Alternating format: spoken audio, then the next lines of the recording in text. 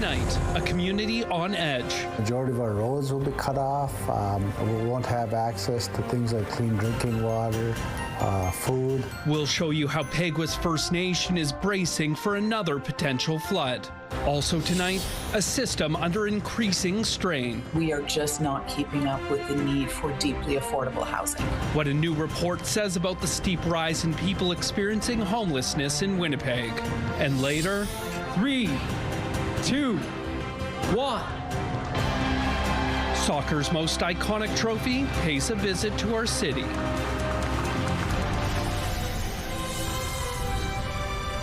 CTV News. Live from downtown Winnipeg with Taylor Brock. Good evening. Thanks for joining us. I'm Daniel Halmerson. A huge effort is underway tonight to protect Peguis First Nation from flooding. The community is in an area the province has identified as high risk. The First Nation already experienced catastrophic flooding just a couple of years ago. But as CTV's John Hendricks shows you, volunteers are determined to prevent that from happening this time. Pull that out.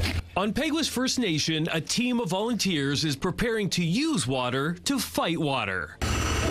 This tiger dam is being set up to protect Alan Spence's home from potential flooding.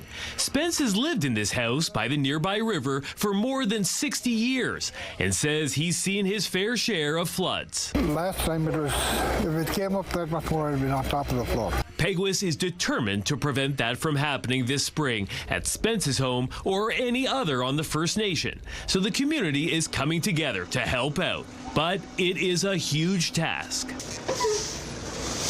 225 homes have been identified as needing protection. We're all come together as a community, as we are, and we're helping save the people that do flood bad. They aren't in this battle alone.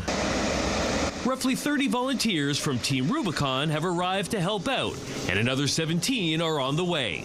The humanitarian organization is comprised of ex-military, retired first responders, and civilians, and they deploy to natural disasters like floods. This is actually our first deployment, and probably one of our largest single-wave deployments in the history of Team Rubicon Canada. A large deployment for a large risk. The province is warning peak flows could possibly reach 2022 levels, a year that saw many Peguis residents forced from their homes. Chief Stan Bird fears that could very easily happen again in the coming days. It's highly likely simply because majority of our roads will be cut off. We won't have access to things like clean drinking water, food. Which is why it's critical that efforts to protect homes like Alan Spence's are successful.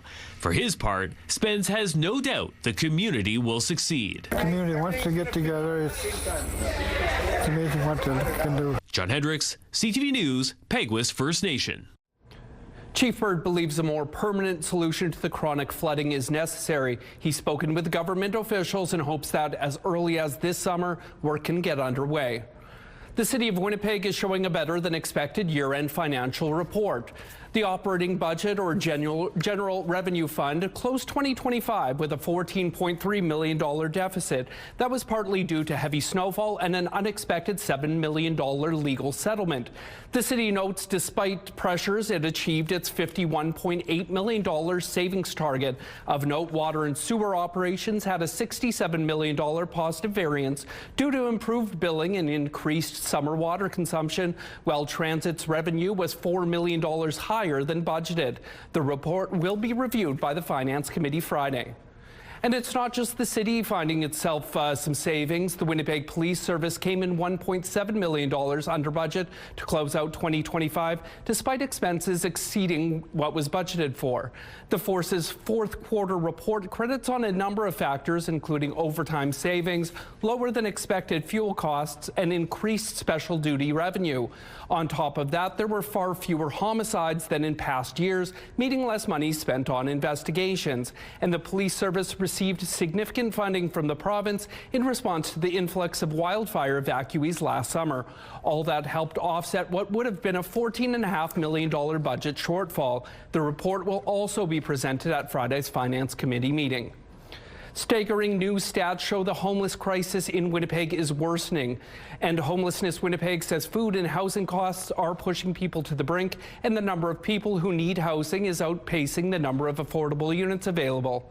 CTV's Jeff Keel reports. Stacey Biggity knows what it's like to be homeless. Oh, heck yeah. There was a time, definitely. You know what I mean? It was hard. Nobody wanted you nowhere. Nobody trusted you. Clean and sober for 7 years, she found a place to call home, but some of her friends aren't as lucky. I see them a lot. You know what I mean? It hurts. It's hard. It's hard to see them like that. Biggity says the problem is only getting worse, and new data from End Homelessness Winnipeg shows just how much. Really a wake-up call for all of us. The organization says more than 8,200 people have no stable housing in Winnipeg. Of those, more than 4,400 are chronically homeless, a jump of 104 in March alone. The overall number represents those staying in shelters, moving between temporary locations, or living on the streets. And that is a trend that we need to stop. And we're only going to be able to stop it if we collectively work together. The nonprofit says the number of people becoming homeless is outpacing the availability of deeply affordable housing with wraparound supports. Costs are getting higher, and income is just not keeping pace with the cost of housing, and that is pushing more and more people to the edges of homelessness. The province says more than 1,600 social or affordable housing units have been built, are under construction or being planned, and 214 people have been moved from encampments into housing as part of the Your Way Home strategy. These are folks that were, didn't have dignified, safe, affordable housing that are now receiving wraparound supports. Stacey Biggity hopes more housing is coming because the numbers are even a shock to her. It's crazy. It shouldn't be that high. It's sad. It shouldn't be that way for people. Jeff Keel, CTV News, Winnipeg. The mayor's office says over the past 4 years, the city has approved new housing and helped fund more than 2,600 affordable and rent-geared-to-income units. 2 men are facing charges tonight after First Nations safety officers say they were found with jerry cans full of liquor in a dry community. It happened shortly after midnight last Tuesday near Bunny Cree Nation. According to RCMP, the pair didn't make it very far after being spotted by safety officers when their snowmobiles broke down. The suspects, aged 46 and 22, were detained and allegedly in possession of cash and a small amount of what is believed to be cocaine, in addition to the buckets of booze. They're charged with possession of a controlled substance and possession of property obtained by crime, in addition to offenses under the Liquor, Gaming and Cannabis Control Act. The week Manitoba campers wait for all year is here. Today marked the start of Campground Reservation Week. The province is now taking reservations for cabins, yurts, and group use areas. The process continues Tuesday when reservations open for campsites at Birds Hill, Winnipeg Beach, and Grand Beach. Then on Wednesday, you can begin reserving campsites at Whiteshell Provincial Park. On Thursday, reservations get underway for northern and western regions, and Reservation Week wraps up Friday when all remaining campgrounds come into play, including Burge Point, Camp Morden, and Hecla. Reservations begin at 7 a.m. and can be made online through the province's website or by phone. The FIFA World Cup kicks off in just under 2 months, and while Winnipeg isn't one of the host cities, we're still getting the chance to share in the festivities. 4, 3, 2, 1. Soccer fans got to see the FIFA World Cup's original trophy today as a multi-city tour made a stop in Memorial Park. The event included appearances by the FIFA World Cup 2026 mascots, live entertainment games, and a Coca-Cola sampling station. Officials say the tour is about bringing the World Cup to Canada. Bringing it to all corners of our country, wrapping the World Cup and the Canadian flag, our diversity, our vast geography, but also understanding that what it means to every individual in this country. And Winnipeg is one of 7 Canadian cities across 75 stops on the trophy tour. The FIFA World Cup takes place June 11th to July 19th with games in 16 cities across Canada, Mexico, and the United States. Now here's our first look at tonight's weather. About 1 degree outside in Winnipeg right now under mainly clear skies. The wind coming out of the northeast at 17 kilometers per hour. The pressure rising, humidity sitting at 81%.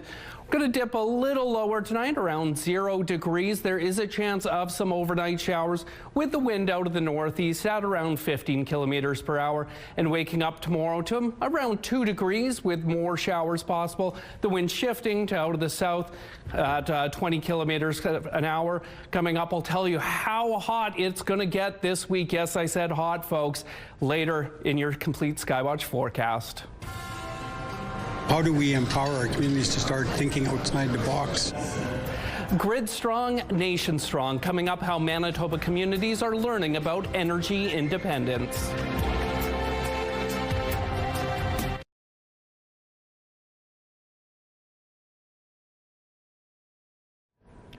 Several schools in the Brandon School Division were thrown into hold and secure this afternoon as police responded to a weapons threat. The threat was connected to Neelan High School, but a number of other schools were also put into hold and secure as a precaution. A suspect was arrested shortly after 1 this afternoon. Police say the investigation continues, but there's no risk to the community. First Nations groups and community leaders are gathering in Winnipeg this week to share ideas and learn from real-world examples of how to shore up the energy grid. The First Nation-led Energy Readiness Forum is bringing together leadership, energy advocates, and technical experts to explore the importance of energy sovereignty and how to move projects from the drawing board into reality. It could include how to secure funding, the potential of solar and wind energy, and jobs training. A lot of our communities suffer power outages almost annually, and numbers vary from community to community, from geographic locations. So we're looking at, how do we empower our communities to start thinking outside the box, working with the right folks, whether it's government or hydro or whoever, to look at solutions, community-driven solutions. And the cost of that. Coordinator Greg McIver says energy security is the first step towards other avenues which would benefit remote communities, such as developing greenhouses. The conference continues Tuesday. It's being hosted by Barons River First Nation. The province is introducing a new workplace safety regulation for large construction sites next year. Hot water for hand washing will now be required. Industrial, commercial, and institutional projects that have more than 25 workers, exceed 600 square meters, or are more than 3 stories high will be required to provide hot water throughout the entire construction process. The Manitoba government says the move aims to improve hygiene and working conditions on job sites. The new requirement goes into effect on April 1st next year.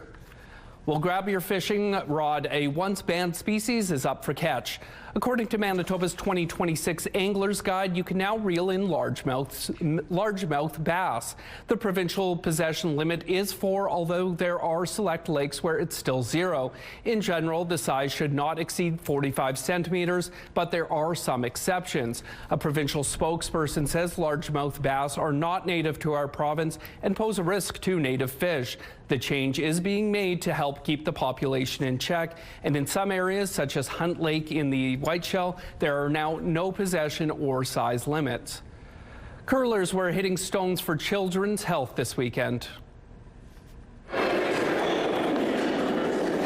For the first time, curling for kids landed at Winnipeg's Granite Curling Club Saturday in support of the Children's Hospital Foundation. Around 20 teams and 100 participants took part. The money raised from the event goes towards the foundation's speech-language therapy camp supporting children with craniofacial challenges. It teaches them how to speak, build confidence, courage, and resiliency. This summer speech therapy program, which is held in our community every summer, happens because of the generosity of Manitobans. And here today we see dozens and dozens of curlers and wannabe curlers like me who are gathering around the curling sheets here, raising dollars for the summer camp speech therapy program, improving the health, supporting kids throughout our province. Support from participants and sponsors brought in more than $45,000, surpassing the initial goal of $30,000. Since 1999, the Quebec-based organization has raised more than $5 million for children's hospitals across the country. They're not just for kids. The Winnipeg Doll Extravaganza brought hundreds of people to the Viscount Gort Hotel Sunday. Around 40 vendors showcased their doll collections, which included Barbies, Monster High, and My Little Pony, just to name a few. Organizers say some dolls on display date back to the 1950s, with prices ranging between $1 and $500. But it's not about the money. Collectors say this hobby is more about sentimental value. I had one as a kid, and I found the exact same doll here today, and gone home with it. A lot of times it's some historical value. People buy dolls for that reason, but mostly it's collecting and collecting the fun things. This was the 11th doll extravaganza held here in Winnipeg. This is a new record title. Still to come, a Winnipeg trampoline park jumps into the record books, and we'll have your complete Skywatch forecast when we return.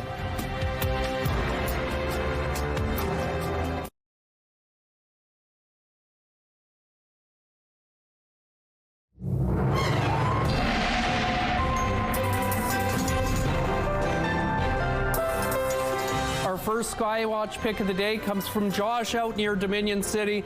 This snowy owl giving us a little wink, knows something we don't know. And our second pick, keeping with the bird theme of these two, out in the Assiniboine Forest, not sure of what to make of the weather this time of year. Keep those pictures coming, send them to winnipegweather@ctv.ca. Now, before we get to tonight's forecast, I can tell you there will be no whiteouts here in Winnipeg this spring. The Winnipeg Jets have been eliminated from Stanley Cup playoff contention. They lost to Vegas tonight, but it didn't matter. Los Angeles won, which they secured the final spot. One bright note, Mark Scheifele scoring getting his 100th point of the season and 101st, actually. He's the first player in Jets 2.0 franchise history to hit that mark. They're back in action tomorrow night in Utah, but taking a look over the last few hours, some scattered showers down in the southwest. Moving slightly towards Winnipeg, we could see some showers overnight, as I mentioned a little bit earlier. And taking a look at that future cast, we are watching up north a system coming in through northern Manitoba. Could bring up to 10 centimeters in some areas. Here in the south, I'll move to this side for that. We could see a few scattered showers in the morning. That should clear out, but northwest Ontario, you could see some lingering showers, maybe even a little bit of freezing rain as we move through Tuesday. Up north, though, that system kind of staying in place most of the day here in the south. Fairly clear skies over the course of your Tuesday afternoon. As we head into Wednesday, another system coming into Manitoba. Now this one's going to be a little closer to central Manitoba. Mixed precipitation. We could see some snow. We could see some freezing rain. We could see some rain as well. Now, hopefully, parts of central Manitoba, like the Interlake Peguis First Nation, hopefully does not see much precipitation. They don't need that right now. But the north is going to see a fair amount of snow over the next couple of days. Taking a look around the province tonight, cold in Churchill, -29. A lot more mild down in Island Lake at -7. Getting up to 10 in Gillam tomorrow, though or -10 in Gillam tomorrow, though that chance of some snow. In the northwest, -3 in the Paw and Flin Flon tonight. Chance of some snow overnight in Lynn Lake, getting up to -8 there tomorrow. High of 6 degrees in Norway House tomorrow. That entire region could see some of that snow. Out to our west, -2 in Brandon tonight, -8 up in Swan River. Getting up to 12 degrees in Dauphin tomorrow, and plenty of sunshine in Neepawa. Here in Winnipeg and the surrounding area, 0 here tonight, getting up to 12 tomorrow. 12 in Pinawa as well tomorrow. Chance of some showers throughout the south, though up closer to Barons River, sunny skies, high of 5. And just over the border in northwest Ontario, we're looking at 1 degree in Fort Frances tonight, getting up to 8 there tomorrow. Chance of some rain or mixed precipitation as we move through the day. And a quick look at your 7-day forecast. Check out Wednesday, a high of 19 degrees, mix of sun and cloud, but then it's going to cool off again. Wintry mix of precipitation Friday and a fairly cool weekend ahead. A piece of Canadian history is now on display in Halifax. So this van followed him from St. John's, Newfoundland to Thunder Bay, and during the entire trek, which was 5,373 kilometers, it served as the home, the office, and the sanctuary for Terry his friend Doug, and from St. John, New Brunswick to Thunder Bay, his brother Daryl Fox as well. The Van of Hope was with Terry Fox for the entire Marathon of Hope. It's on display at the Steel Wheels Motor Museum. Yesterday marked the 46th anniversary of Terry Fox dipping his artificial leg into the ocean in St. John's to begin his run across Canada. The van still includes the original 1980s era lettering and interior and was painstakingly restored by Ford Canada to awaken its original spirit. And it's official, a Winnipeg trampoline park is now a Guinness World Record holder. I can confirm this is a new record title. A representative for Guinness has confirmed Apex Adventureplex Winnipeg is home to the world's longest permanently publicly accessible trampoline. The record is a first of its kind, measuring in at 192 feet, 3.5 inches long by 8 feet, 3 inches wide. For reference, that's longer than 11 Golden Boys laid out from foot to torch tip. The facility celebrated its grand opening just last week. Now you can check it out for yourself at 1150 Nairn Avenue.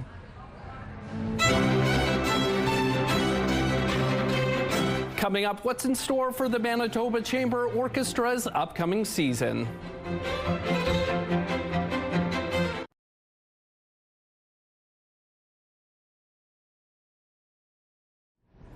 The Manitoba Chamber Orchestra is blending contemporary collaborations with timeless genres as it announces its 2026-27 season.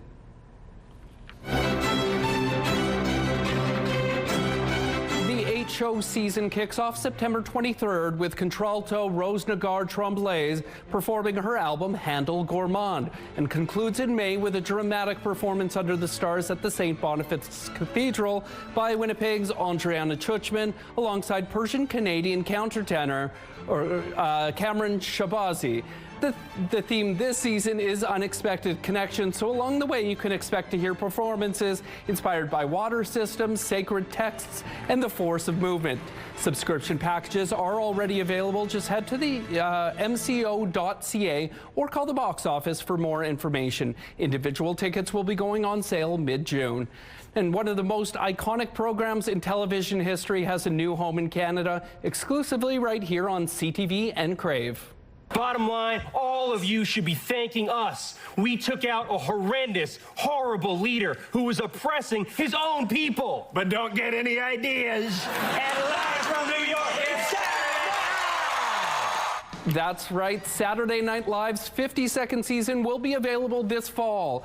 This show, created by and produced to this day by Canadian Lorne Michaels, has set the standard for sketch comedy for over 5 decades. A love of music and an instant bond. Still to come, how a Manitoba senior and his dog are helping other animals live a happy life. And we'll break down tomorrow's forecast next.